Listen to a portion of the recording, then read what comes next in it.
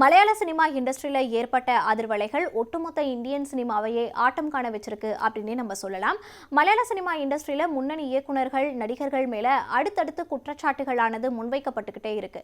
அதே சமயம் தெலுங்கு இண்டஸ்ட்ரி மேலேயும் சில குற்றச்சாட்டுகள் முன்வைக்கப்படுது. முன்னணி நடிகைகள் எல்லாம் கேள்வி எழுப்புறாங்க. ஆனா தமிழ் சினிமா இண்டஸ்ட்ரியில இருந்து எதுக்கு முன்னணி நடிகைகள் யாரும் கேள்வி எழுப்பாம இருக்காங்க அப்படின்ற ஒரு கேள்வியும் இதுல நம்மளுக்கு எழும்புது. சரி, கேரள சினிமா இண்டஸ்ட்ரியில ஹேமா கமிட்டி தாக்கல் செஞ்ச அறிக்கையில என்னென்ன குறிப்பிடப்பட்டிருக்கு அப்படின்னு சொல்லி பார்த்தோம்னா, சமரசம், அட்ஜஸ்ட்மெண்ட் அப்படின்ற வார்த்தை சினிமா இண்டஸ்ட்ரியில ஒரு கீவேர்ட்ஸா பார்க்கப்படுது. அதாவது எல்லாருக்கும் தெரிஞ்ச ஒரு கீவேர்ட்ஸா யூஸ் பண்ணப்படுது அப்படின்னு சொல்லியிருக்காங்க. கேஸ்டிங் கவுச் அப்படின்ற விஷயத்துல சமரசம் அப்படின்ற வார்த்தை ரொம்ப வேரூன்றி இருக்கு அப்படின்னும் ஹேமா கமிட்டியில சொல்லியிருக்காங்க. சரி, 290 பக்க அறிக்கைகள் கொண்டது இந்த ஹேமா கமிட்டியினுடைய அறிக்கை. அதில் 44 பக்கங்கள் பப்ளிஷ் பண்ணப்படலை. அந்த 44 பக்கங்களில் என்ன இருக்குது அப்படின்னு நான் சொல்கிறேன். எந்தெந்த நடிகர்கள் மேலே, இயக்குநர்கள் மேலே குற்றச்சாட்டு வச்சாங்களோ அவங்களுடைய பேரெல்லாம் இந்த 44 பக்க அறிக்கைகளில் வந்து இருக்குது. அதாவது பப்ளிஷ் பண்ணப்படாத அந்த 44 பக்க அறிக்கைகளில். அதே மாதிரி அவங்க நடிகைகள் எந்தெந்த விதத்தில் எல்லாம் டார்ச்சர் பண்ணப்பட்டாங்க அப்படின்றதும் இந்த 44 பக்கத்தில் இருக்குது. அது மட்டும் இல்லாமல் அவங்க எப்படி ஒரு கீழ்த்தனமாக நடத்தப்பட்டாங்க அப்படின்றதும் இந்த 44 பக்க அறிக்கையில் இருக்குது. ஆனால் இதை அவங்க பப்ளிஷ் பண்ணலை. ஆனால் இப்போ எழுற கோரிக்கைகள்லாம் என்ன இருக்குது அப்படின்னு சொல்லி பார்த்தீங்கன்னா, மென்ஷன் பண்ணியிருக்க நேமை மட்டும் ரிலீஸ் பண்ணுங்க அப்படின்னு சொல்லிட்டு ஒரு வலுத்த கோரிக்கையானது எழுந்திருக்கு. இதில் நம்மளுடைய நியூஸ் 18 தமிழ்நாடு எக்ஸ்க்ளூசிவாக பேட்டி எடுத்திருந்தாங்க. நடிகை குட்டி பத்மினி அவர்களையும் நடிகை ஷகிலா அவர்களையும். இவங்க 2 பேருமே சொன்ன ஒரு காமனான விஷயம் என்ன அப்படின்னா, அட்ஜஸ்ட்மெண்ட் இப்போ சினிமா துறையில் ரொம்ப வேரூன்றிடுச்சு அப்படின்னு சொல்கிறாங்க. அது மட்டும் இல்லாமல் ஷகிலா சொன்னது, கேரள சினிமா துறையிலையும் இருக்குது, தமிழ் சினிமா துறையிலும் இருக்குது, ஆனால் தெலுங்கு சினிமா துறையில் ரொம்ப அதிக அளவில் இது இருக்குது அப்படின்னு சொல்கிறாங்க. நீங்கள் ஹிந்தி அப்படின்னு சொல்லி எடுத்துட்டிங்கன்னா ஹிந்தியில் நெப்போட்டிசம் இருக்குது, ஆனால் இந்த அட்ஜஸ்ட்மெண்ட் அப்படின்றதெல்லாம் இதில் தான் அதிகமாக இருக்குது. Kerala cinema industry, Tamil industry, தெலுங்கில் ரொம்ப அதிக அளவில் இருக்குது அப்படின்னு சொல்லியிருந்தாங்க. குட்டி பத்மினி அவர்களும் இப்போ இது ரொம்ப அதிக அளவில் இருக்குது, நடிகைகள் வந்து இந்த அட்ஜஸ்ட்மெண்ட்டுக்கு, சமரசத்துக்கு எல்லாம் மறுத்தா நிறைய வாய்ப்புகள் வந்து தட்டி போகுது அப்படின்னு சொல்லியிருந்தாங்க.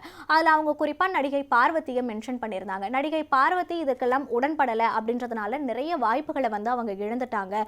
ஆனாலும் அவங்க வந்து அவங்களுடைய நடிப்பு மேலே நம்பிக்கை வச்சுருந்தாங்க அப்படின்னு சொல்லிட்டு சில நடிகைகளையும் அவங்க மென்ஷன் பண்ணி சொல்லியிருந்தாங்க. ஸோ இவங்க எல்லாருமே சொல்கிறது எப்படி அப்படின்னு சொல்லி பார்த்தீங்கன்னா, தெலுங்கு சினிமா இண்டஸ்ட்ரியை இவங்க ஒரு மெயின் ஃபோக்கஸ் பண்ணி சொல்கிறாங்க அப்படின்னு எடுத்துக்கலாம். இது நம்ம பார்க்கும்போது தான் கொஞ்ச நாளைக்கு முன்னாடி, சில மாதங்களுக்கு முன்னாடி நடிகை விசித்ரா அவர்கள் வந்து தெலுங்கு சினிமா இண்டஸ்ட்ரியில் ஒரு பிரபல நடிகர் வந்து எனக்கு இந்த மாதிரி டார்ச்சர் கொடுத்தாரு, என்னோட ஹோட்டல் ரூமுக்கு வந்து கதவு தட்டிகிட்டே இருந்தார் அப்படின்னு சொல்லி நடிகை விசித்ராவும் தெலுங்கு சினிமா இண்டஸ்ட்ரியில் இருக்க ஒரு பர்டிகுலர் ஆக்டரை சொல்லியிருந்தாங்க. ஆனால் அவங்க எந்த இடத்துலையும் அவங்களுடைய நேமை அவங்க மென்ஷன் பண்ணல. ஸோ அந்த மாதிரி அவங்களும் தெலுங்கு சினிமா இண்டஸ்ட்ரியில் எனக்கு இந்த மாதிரி டார்ச்சர் நடந்துச்சு, அதனால் நான் சினிமாவையே வெறுக்கக்கூடிய ஒரு காலகட்டம்லாம் ஏற்பட்டுச்சு அப்படின்னு சொல்லியிருந்தாங்க. ஸோ இதெல்லாம் மெயின் ஃபோக்கஸ் பண்ணி பார்க்கும்போது தெலுங்கு சினிமா இண்டஸ்ட்ரியிலையும் இந்த மாதிரி இருக்குது அப்படின்னு ஒரு விஷயம் இருக்குது அப்படின்றது வெளிச்சத்துக்கு வருது. ஆனால் தமிழ் சினிமா இண்டஸ்ட்ரியிலையும் இது இருக்குது அப்படின்னு சொல்கிறாங்க.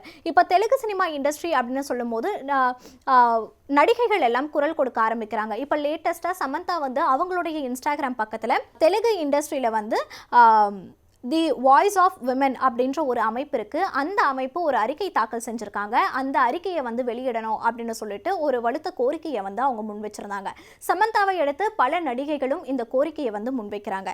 இப்போது தெலுங்கு சினிமா இண்டஸ்ட்ரியிலையும் நடிகைகள் வந்து வாய்ஸ் ரைஸ் பண்ணிக்கிட்டு இருக்காங்க.